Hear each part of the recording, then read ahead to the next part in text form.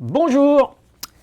Je suis sûr qu'un jour ou l'autre, ça va venir. Vous allez vous dire, je crois que je vais investir dans un bien immobilier pour une gestion locative. Si, je sens que ça va venir. Peut-être que c'est déjà fait. Alors, pour quelle motivation? Payer moins d'impôts, également pour plus tard transmettre à vos enfants. Et puis aussi, l'autre raison, ça peut être par rapport tout simplement à de la gestion patrimoniale, par rapport à votre future retraite, en complément de retraite. Ce qui n'est pas idiot d'ailleurs. Alors vous savez quoi, la plupart du temps, qu'est-ce qu'on fait? On s'intéresse au bien, le quartier, ceci, cela, voilà, on investit, on emprunte, voilà. Mais on ne se pose absolument pas de questions sur le régime fiscal applicable. On part du principe qu'il n'y a qu'un régime fiscal. Or, c'est complètement faux. Il y a plein de régimes fiscaux applicables.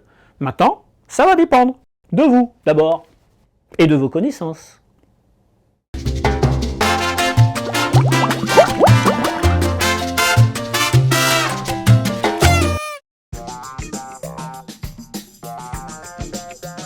Il faut d'abord se poser les bonnes questions.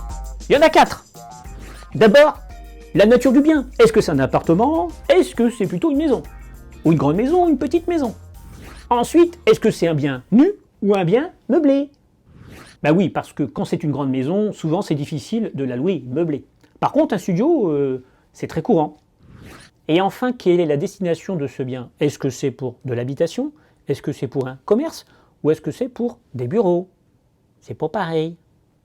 Ainsi, partez du principe que toute gestion locative d'un bien nu relèvera de droit du régime des revenus fonciers, qui est le régime le plus connu. On croit d'ailleurs qu'il n'existe que celui-ci, et c'est faux. Mais ce régime des revenus fonciers présente de gros inconvénients sur la fiscalité qui est assez lourde au quotidien, en gestion locative, mais avec des avantages à la cession, avec des abattements sur les durées de détention, par exemple. Vous savez quoi? Vous allez voir notre vidéo sur les SCI à l'IR pour en savoir plus sur le régime des revenus fonciers.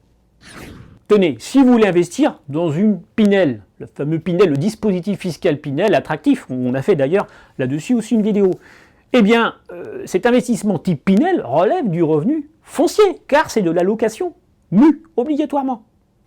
Et là aussi, nous avons fait une petite vidéo sur la gestion locative après le dispositif fiscal attractif type Pinel. Vous en saurez un peu plus avec quelques petites surprises, plutôt des bonnes, on l'espère, en tout cas on fait de notre mieux, mon beau monsieur. En revanche, si vous louez un bien meublé et non pas nu, vous quittez le régime des revenus fonciers pour entrer dans le régime des BIC, le royaume des BIC, bénéfices industriels et commerciaux, non professionnels, quand il s'agit par exemple de la location d'une habitation meublée. Et dans ces cas-là, ça s'appelle la LMNP. Un miracle. Bon, n'exagérons rien, ce n'est pas non plus un paradis fiscal, la LMNP, mais il y a un certain nombre d'avantages qu'on n'a pas forcément en revenu foncier. Donc là, allez voir notre vidéo sur la LMNP, c'est intéressant.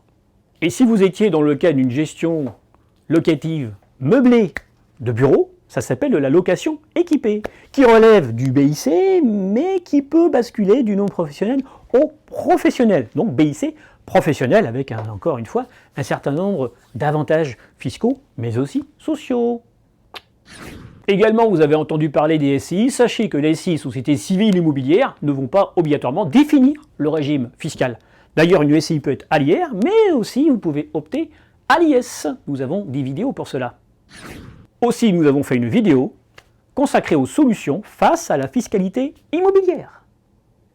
Ne nous remerciez pas, ça nous fait vraiment plaisir. C'est vraiment de bon cœur. Alors, bonne visu, bonne réflexion et bon investissement. À bientôt!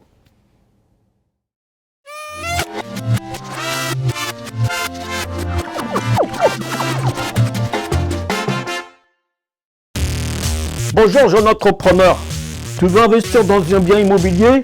Alors regarde bien cette vidéo. Sinon tu iras chez ta grand-mère et tu lui demandes 10 € pour aller au restaurant. Ou alors, tu visionnes nos vidéos, puis plus tard, tu peux aller voir ton banquier et lui dire maintenant je sais tout sur la fiscalité immobilière et investir. À toi de choisir. La balle est dans ton camp.